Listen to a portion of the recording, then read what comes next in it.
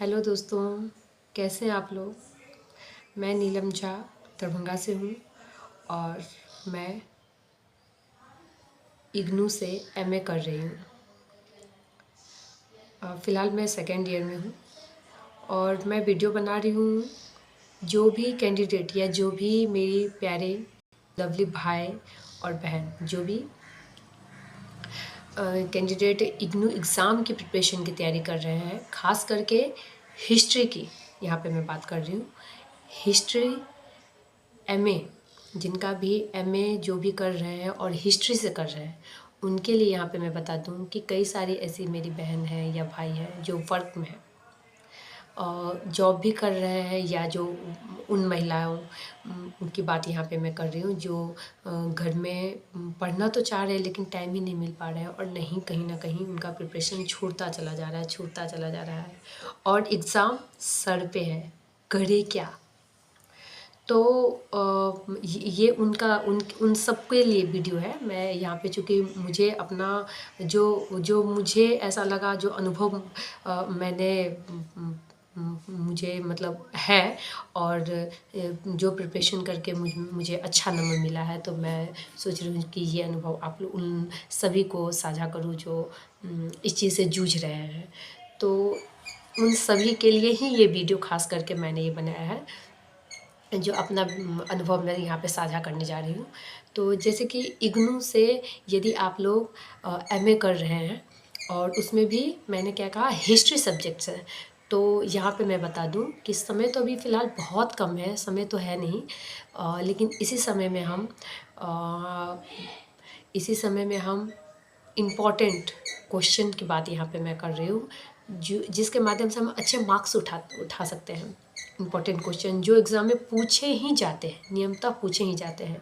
Actually में होता क्या है कि जो रेगुलर मोड की जो स्टडी मटेरियल वो सब जगह अवेलेबल हो जाते रहते हैं और इग्नू से ही हमें प्राप्त होगी। ठीक है, ये भी एक कहीं ना कहीं बहुत बड़ी एक तालमेल झोल की तरह रहती है कि एड्रेस पे पहुंचेगी या फिर अपना नहीं मिला तो फिर सेंटर पे जाए, वहाँ से अवेलेबल करे ले। तो ये सब कई सारे ऐसी प्रॉब्लम होती है और जिनको मिल जाता है तो आसानी से तो कोई प्रॉब्लम नहीं है, जिन और कई सारे के साथ प्रॉब्लम होता है तो फिर कहीं ना कहीं वो गैस चक्कर के चक्कर में जाते रहते हैं कि गैस पेपर कहाँ अवेलेबल होगा और ये तो सब जगह मिलता नहीं है। तो खैर इन सब की बातों को दूर में जाते हैं। आज वैसे नेट की दुनिया है, आप सभी वैसे भी जानते हैं कि नेट की दुनिया में कोई चीज़ भी असंभव नहीं है और जो भी असंभव है वो सब संभव है नेट पे, गूगल पे। तो हम यहाँ पे मुद्दा पे आते हैं और बात करते हैं कि कैसे हिस्ट्री की प्रिपरेशन को अच्छे से पढ़ करके जो इम्पोर्टेंस चैप्टर है या उसे हम पढ़ करके कैसे हम अच्छे मार्क्स ला सकते हैं इतने कम समय में। यहाँ पे मेन बात है, मेन मुद्दा है कि कितना समय कम है। आप तो देखिए समय एकदम ही कम है, उस समय की मैं बात कर रही हूँ। तो यहाँ पे मैं MHI 1 की बात कर रही हूँ, ठीक है। जैसे कि सबका अपना अपना सब्जेक्ट होगा, जो भी हिस्ट्री से एमए कर रहे होंगे उन्हें पता होगा कि MHI 1, 2, 3, 4 जिनका भी जो सब्जेक्ट होगा, मैं यहाँ पे बारी बारी से सबका बात करूँगी। इस वीडियो में मैं फ़िलहाल MHI 1 की बात कर रही हूँ यहाँ पे। नेक्स्ट वीडियो इसी तरह मैं आप लोग को देती रहूँगी, क्योंकि ये मेरा अपना अनुभव है और मैंने फर्स्ट ईयर का एग्ज़ाम दिया था, तो मुझे ऐसा लगा, मुझे अच्छा मार्क्स मिला, तो मैं समझी कि नहीं, मैं भी ये वीडियो बना के डालूँ और हो सकता है एक का भी यदि हेल्प हो जाए मेरी वीडियो से, तो मुझे पता नहीं कितनी खुशी मिलेगी, ये तो मैं बता नहीं सकती हूँ। और मुझे बहुत अच्छा लगता है। तो फिर मैं यहाँ पे बात करती हूँ, जैसे कि MHI 1, अभी ये न्यू यहाँ पे देख रहे हैं MHI 101। ये आप लोग को उल्टा थोड़ा दिखता होगा, क्योंकि कैमरा मैं मोबाइल से रिकॉर्ड कर रही हूँ तो थोड़ा सा यहाँ पे प्रॉब्लम पेश है, क्योंकि मेरे पास अभी सारी सुविधा नहीं है। तो कोई बात नहीं, खैर हम यहाँ पे देखते हैं। यहाँ पे जो मैं इम्पोर्टेंट चैप्टर बता रही हूँ उसे आप प्लीज़ प्लीज़ प्लीज़ फॉलो कीजिए और इतना अच्छा मार्क्स आपका आ सकता है, मैं बता नहीं सकती हूँ। जब आप करके जाइएगा ना और जब आपका मार्क्स आएगा, रिज़ल्ट आएगा, उस दिन आप मुझे बताइएगा, मैसेज कीजिएगा। अभी मत कीजिएगा, अभी कोई मैसेज नहीं कीजिएगा, बस आप थोड़ा सा फॉलो कर लीजिए। आप अपना स्टडी तो करते ही होइएगा, लेकिन मेरी थोड़ी सी बात को फॉलो कर लीजिएगा। जिनका प्रिपरेशन हो चुका है उनके लिए तो कोई बात ही नहीं, जिनका नहीं हुआ है और जो संकट में जूझ रहे हैं कि मैं क्या करूँ, टाइम नहीं है, अब कहाँ से पढूँ, कहाँ से क्वेश्चन आएगा, उनके लिए मैं ये वीडियो बना रही हूँ। ठीक है, अब यहाँ पे हम जैसे कि देख रहे हैं MHI 1 की बात कर रहे हैं। यहाँ पे MHI 1 की बात कर रहे हैं। मैं बार बार दोहरा रही हूँ इसलिए कि इसमें थोड़ा सा कंफ्यूज, चूँकि कोडिंग चलता है तो थोड़ा सा कंफ्यूजिंग लगता रहता है। तो यहाँ पे देखिए, जैसे कि आप पहला आरंभिक मानव समाज, आप पहला चैप्टर आरंभिक मानव समाज को पढ़ डालिए, थोड़ा सा भी कुछ ना कुछ समझ जरूर आएगा। आरंभिक मानव समाज, आरंभिक मानव समाज को आप अच्छे से पढ़ डालिए। इसमें आप कृषि, औजार, पौधा, मानव की सभ्यता, यानी इसमें इन तीनों में मानव, आरंभिक मानव समाज में कृषि से मानव का क्या ताल्लुक था, फिर औजार की, फिर पौधा का कैसे उत्पत्ति हुई, कैसे मानव समाज में, तो उत्पत्ति तो कई सारी चीज़ों का हुआ है, लेकिन मानव समाज कृषि से कैसे रिलेटेड फर्स्ट टाइम हुए, कैसे उत्पत्ति हुई, ये जो क्वेश्चंस है ये काफ़ी इम्पोर्टेंट क्वेश्चंस, काफ़ी। और इग्नू हर मुझे लगता है प्रत्येक एग्ज़ाम में एक क्वेश्चन इससे देता ही है रिलेटेड। ठीक है, तो आप इसे पढ़िएगा ही, मोस्ट है पढ़ना ही, छोड़िएगा नहीं, बिल्कुल नहीं छोड़िएगा तो एक क्वेश्चन समझिए जो छूट गया मेरा। ठीक है, वैसे 2 भाग में डिवाइड करके देता है, तो फर्स्ट और सेकंड, ठीक है, इस तरह से बनाना होता है। तो फिर यहाँ पे फिर हम देख रहे हैं आरंभिक मानव समाज की बात यहाँ पे हो गई है। दूसरा कांस्य युगीन की बात करते हैं। दूसरा चैप्टर कांस्य युगीन सभ्यताएं।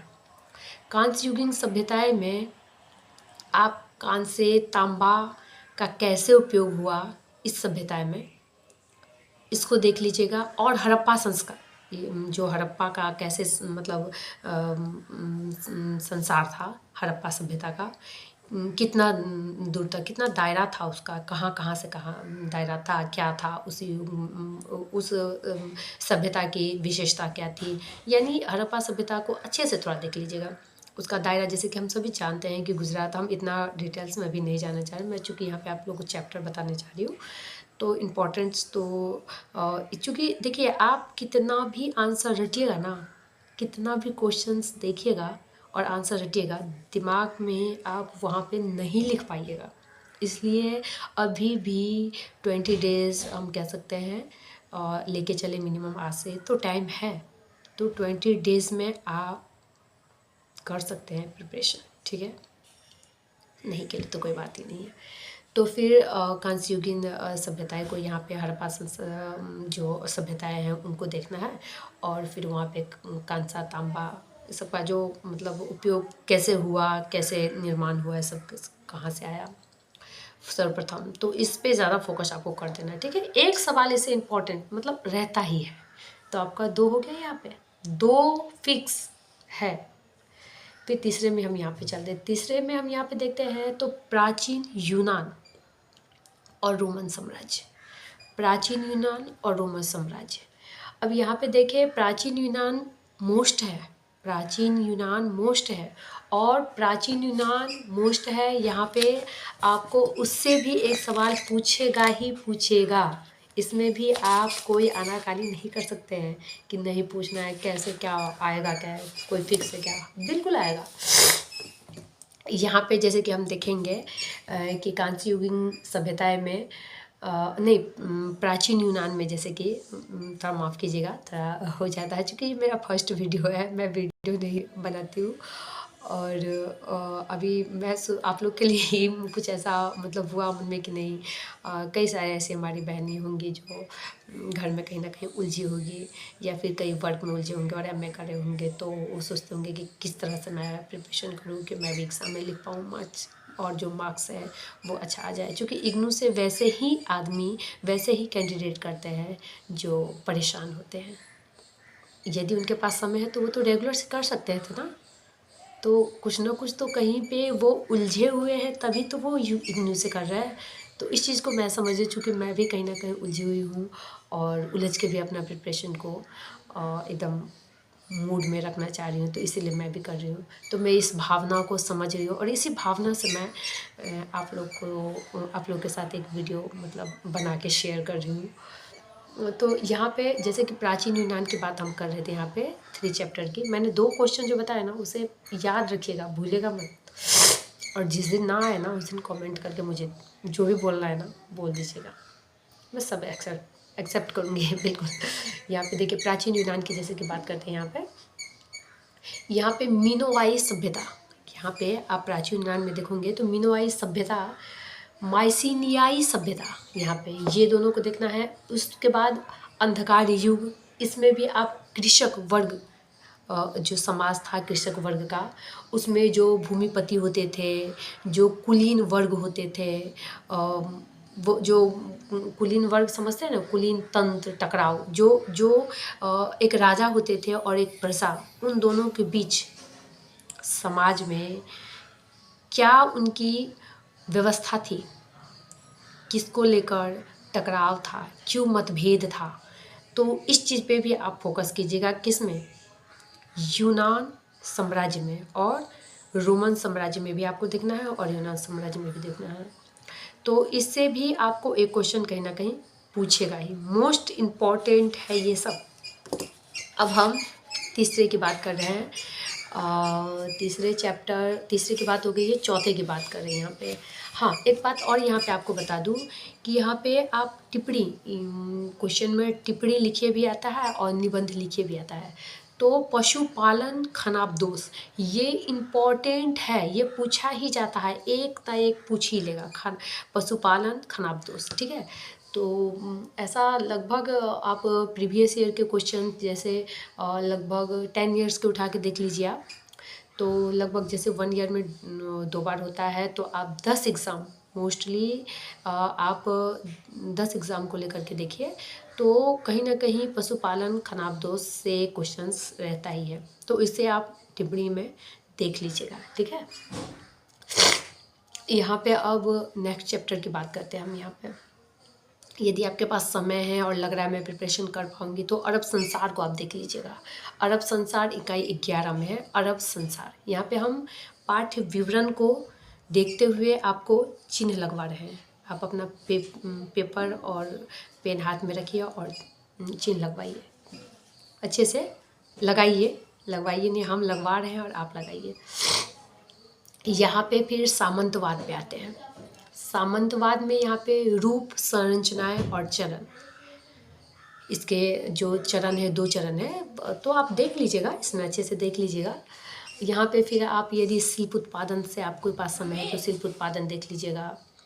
विज्ञान और प्रौद्योगिकी तथा ज्ञान का विस्तार, इसको भी आप देख सकते हैं, जैसे कि विज्ञान और प्रौद्योगिकी तथा ज्ञान का विस्तार। इस चैप्टर को भी आप एक बार देख लीजिएगा। वैसे भी इतना नॉलेज तो हम सबको थोड़ा मोड़ा रहता ही है, जो अभी आधुनिक युग में क्या विज्ञान और प्रौद्योगिकी का विस्तार किस तरह से हो रहा है, किस तरह से आधुनिकीकरण, किस और हम वहाँ पे कहाँ हैं, हमारा देश कहाँ है, कौन कंट्री कहाँ पे है, तो थोड़ा बहुत तो हम लोग परिचय रहते ही है, अच्छे से परिचित रहते हैं। लेकिन इस चैप्टर को पढ़ने से थोड़ा और बहुत ज्ञान हो जाएगी और इससे क्वेश्चन रिलेटेड आपको मिल ही जाएगा।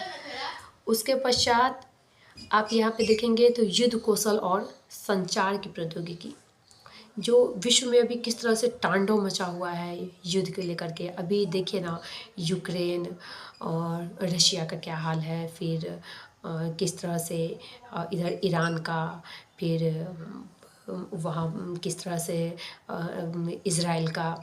तो इस तरह से हमें आधुनिक अभी का भी हाल-चाल हम लोग परिचित, मतलब अभी मैंने कहा पीछे कि इस सब से हम लोग अभी परिचित तो रहते ही हैं, चूँकि इतने अनुभवी एमए के एक स्टूडेंट हो जाते हैं कि वो रेगुलर, मेरे हिसाब से रेगुलर पेपर पढ़ना, उन्हें वातावरण से प्रत्येक दिन वातावरण से अपने इर्द गिर्द की जानकारी हासिल करना तो अच्छा लगता है और करते ही हो रहते हैं। तो लगभग थोड़ा बहुत नॉलेज रहते ही है, मिला जुला के हम लिख सकते हैं एग्ज़ाम में। और जहाँ तक संचार, संचार समझ रहे हैं, संचार को आपको बुक में देख लीजिएगा, अच्छे से पढ़ लीजिएगा, थोड़ा बहुत नॉलेज होना इम्पोर्टेंट है। तो थोड़ा बहुत क्या, अच्छा नॉलेज इस समय होना ही चाहिए, क्योंकि आप एक एमए के स्टूडेंट हैं और कहीं ना कहीं कल होके आप प्रोफेसर बनते हैं। तो ये सब नॉलेज तो आम बात है, रहना चाहिए। अभी जैसे कि अभी देख रहे हैं कि 11th से हड़प्पा सभ्यता 6 से पीछे में देखें तो 6 से ही है, लेकिन 11th से मोस्टली लेकर के और अभी तक हड़प्पा सभ्यता हम लोग को ये कर रही है, पीछे कर रही है। यदि हम हड़प्पा सभ्यता को थोड़ा सा भी कंसेस और केयर के साथ पीछे पढ़े होंगे, जो भी स्टूडेंट, मैं खुद की भी बात कर रही हूँ, तो आज उन्हें कितनी काफ़ी हद तक उनकी तैयारियाँ, एक क्वेश्चन उससे तो रहता ही है, एक काफ़ी हद तक एक तैयारी, एक क्वेश्चन का आंसर का एक जवाब उनके पास है ना। तो इस तरह से कुछ जानकारी हमेशा जो हम बचपन में पढ़ लिए रहते हैं ना, वो अभी भी काम आता है।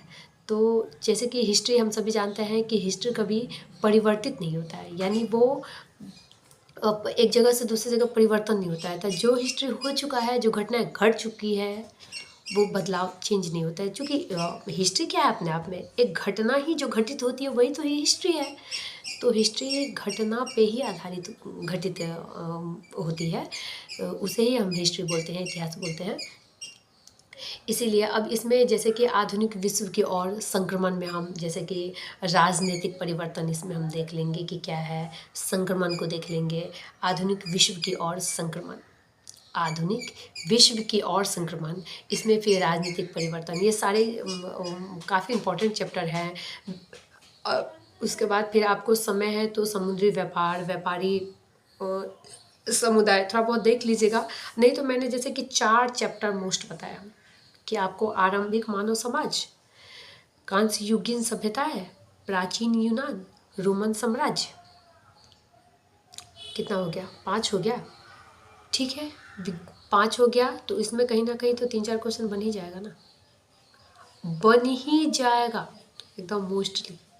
मेरे पे विश्वास रखे, बिलीव रखे, मैंने आपको दिखाया कि तय समय है तो आप सबको कीजिए। नहीं तो पहला आरंभिक मानव समाज और कांस्य युगीन सभ्यताएं और प्राचीन यूनान, थोड़ा बहुत टाइम मिले तो रोमन साम्राज्य को देख लीजिए। कम से कम 3 हो गया। और 3 के बाद आपको क्या बताए थे कि सामंतवाद में रूप, संरचना और चरण, इन 3 चीज़ को अच्छे से देख लीजिएगा। ये 4 चैप्टर भी आप यदि पढ़ लेते हैं ना, तो 80-90% से कोई नहीं रोक सकता, एकदम 80-90% आने से आपको कोई नहीं रोक सकता, ठीक है। अब हम दूसरे वीडियो में MHI 2 की बात करेंगे। अभी फ़िलहाल हम वीडियो को यहीं पे ख़त्म कर रहे हैं। धन्यवाद। जो भी गलती सलती हमसे हुई हो उसे माफ़ कीजिएगा, क्योंकि मेरे मन में एक ख्याल आया कि मैं आप लोगों के लिए एक वीडियो बनाऊं और साझा करूं, और हमसे हो सकता है किन्हीं का ये एक वीडियो से किसी का मदद मिल जाए। तो यदि जिनको भी मदद मिले, ऐसा लगे कि हाँ, जो आपने बताया उसके तहत मुझे थोड़ा सा भी हेल्प हुई है, तो प्लीज़ प्लीज़ प्लीज़ मुझे आप एक बार ज़रूर हेलो बोलिएगा।